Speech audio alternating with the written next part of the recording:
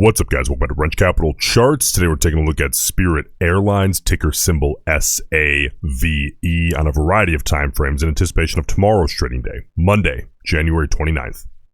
Well, SAVE stock down about 13.5% on Friday. We're going to take a look at this one, try to get as much context as possible, areas of interest to watch, and then lay out some bullish and bearish scenarios here. This, of course, is the 1-minute chart, so let's look at some intraday psychology here. You know, I think a lot of intraday traders or scalpers would actually be looking at these rejections off of one of those 2 standard deviation bands, that upper band off of the volume weighted average price, as potential entry regions. However, we saw these channels tighten up. Like if we actually zoom in here, these channels tightened up substantially. I think any scalper or intraday trader with edge would have noticed that and had to hold off here. So I just thought that was worth pointing out for intraday psychology if that does interest you. Let's take a look at the 5-minute chart here, a little more context. Again, you can see this 20 EMA was being respected middle of the day, really starting around 11:30 Eastern time. That setup ended up breaking later in the afternoon, about kind of the beginning of power hour there. But there's really no denying that this 50-period EMA on the 5-minute chart was an area of interest. We saw some slight increases in volume around that region compared to others. So I'm going to be keeping an eye on the 50-period EMA on the 5-minute chart on Monday, tomorrow. Now let's take a look at the more day-to-day charts that will give us a better way to provide some insight into Monday's bigger psychological levels. Of course, the 30-minute, the 4-hour, and the daily. Here on the 30-minute, we have this white line, the 50-period, and the gray line, the 200-period. By far the 2 most popular indicators across really any of the major time frames. Now, when I say popular, please don't misunderstand that and think that I'm simply using them because they're popular. The reason I'm using them, well, I suppose you could say that, is because there's a lot of eyeballs on them. I want to use only the indicators that have the most amount of eyeballs as possible. Self-fulfilling prophecies. I want as many decisions being made around those levels as possible. I want volume increasing around those levels.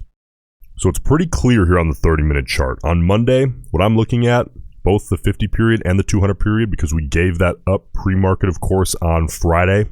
If you're a bear, you want to see this 50-period hold as a potential resistance upon a retest. If you're a bull, I know that's a lot to ask. We're currently, as we sit, approximately 17% from that 200 period. But let's start with smaller steps. You're looking for a test of the 50 period to begin with, a break and hold ideally, and that might open up an opportunity to make our way up and make a test of that 200 period, in the coming days, or to follow that break and hold of the 50, or given obviously a very, very volatile day, which hasn't been all that uncommon lately here on Spirit. Let's look now at the 4-hour. Now listen, we are in the early stages of being down in this range, okay? But clearly, I'm starting to notice that $6 a share is becoming slightly a technical level, turning it into a psychological level. Again, the very early stages. So if you're a bull here looking at SAVE on the 4-hour, you're really looking at 6 as one of those areas that you'd prefer to hold. Now again, 597 is not a break of 6. Please understand the context of this. We're looking for breaks and holds, meaning a hard downside break, and an up test, back test, I should say, back up to 6, and then it claims it as resistance and fades. That is much more of a break and hold. But if you're a bull here, looking at the 4-hour as one of your factors looking at the stock, you should always have multiple time frames pulled up at all times, at least in my opinion. You first of all want to see 6 just hold, okay? That opens up, if we end up seeing some bounces and then a bounce up out of that hole, that opens up the possibility of an upside test of that 50 period. But again, that is currently 32% away. If you're a bear here looking at the 4-hour chart, a downside break, an upside test, and a fade off of that, reclaiming it as resistance, that would be your ideal scenario as a bear. Let's look now at the granddaddy of all the charts. This is the biggest one to consider, the daily chart. Of course, looking at Spirit here, we have earnings coming up on February 8th before the market opens. But it becomes pretty clear on this chart as well that 6, for whatever reason, is an area of interest. We're seeing increased volume around that range. So again, this one gets pretty simple. With really volatile stocks like this, or at least stocks in volatile positions, you cannot overcomplicate the TA. Why? Because, at least as far as my belief goes on this, self-fulfilling prophecy. Okay, if you overcomplicate it, it's too complicated for the institutions, the funds, the retail investors, the retail traders, everyone to be on the same page.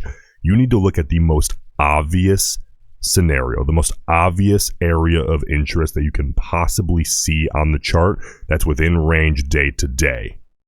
And right now, with the stock currently sitting just above $6 a share, the really obvious area of interest where a lot of decision making is going on around is that $6 a share region. I think it's kind of hard to argue that at this point. So if you're a bull, hold 6, bounce up out of the hole, put some space. Ideally, that's what you're thinking. If you're a bear, we're currently above 6, so you're looking for a downside break, retest, and fade. Get back down into the 5s is what you're thinking as a bear here on Save. Now, if you are trading options on this name, let's take a look at implied volatility. You can see here that we had a big run up in the last 5 to 6 months in IV. So if you bought options back here like summer, early fall 2023, you have seen some nice IV pump, some IV benefit in those contracts. That, by the way, that's one factor in the pricing of the contracts. So that goes for whether you owned puts or calls, by the way, in the last 6 months. If you bought them, anything longer than 2 to 3 months ago, you have benefited from that, even if you're red on the position, because there are multiple Greeks that go into pricing your contract, if that makes sense. But since IV peaked out here in early January around 280%, it has now faded, currently sitting right around 200%. So if you bought options in the last 4 weeks, or really about 3 to 4 weeks ago in particular, you have likely, if they were puts, perhaps you're running the calculation and you think that you should have made more money, that IV crush is likely to blame. If you're holding calls and you're running the calculation and you're like, I shouldn't have lost this much money, that IV crush is likely to blame, because some of that Vega value, that IV implied volatility value, has been sucked out of your contracts with that IV coming down. So understand that it is still currently elevated, even though it's already come down in the last 4 months. Looking more contextually compared to the last 6 to 8 months, it is still elevated. So there is some elevated risk of potential IV crush. Just understand that, but it also has come down from 280 to 200 in the last 4 weeks. Let's finish up here by looking at the options chain and getting some data as to what the traders are thinking heading into tomorrow. 250,000 contracts traded on Friday. That's a good sample size actually here on Spirit. And as far as call put ratio goes, we're looking at about 46% calls, about 54% puts. The short-term speculation, that's 0 to 20 delta range, about 34,000 calls, about 56,000 puts approximately. So as far as both overall call put ratio is concerned, as well as that shorter term speculation, right, the 0 to 20 delta, those are short dated out of the money contracts. We can get some more data by looking at the volume of those. This is weighted slightly to the bearish side on both of those fronts. But again, this is simply the option traders giving us some data. So whether that confirms your bias or goes against it, this is data. This is not an opinion. This cannot be argued.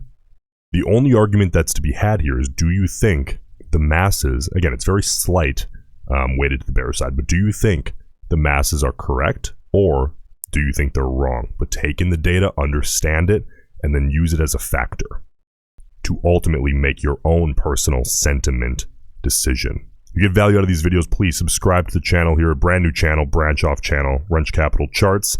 Also, if you like Save Stock, and this was helpful in any way whatsoever, please consider leaving a like on the video. Helps out tremendously with the YouTube algorithm, and I'll see you in the next one.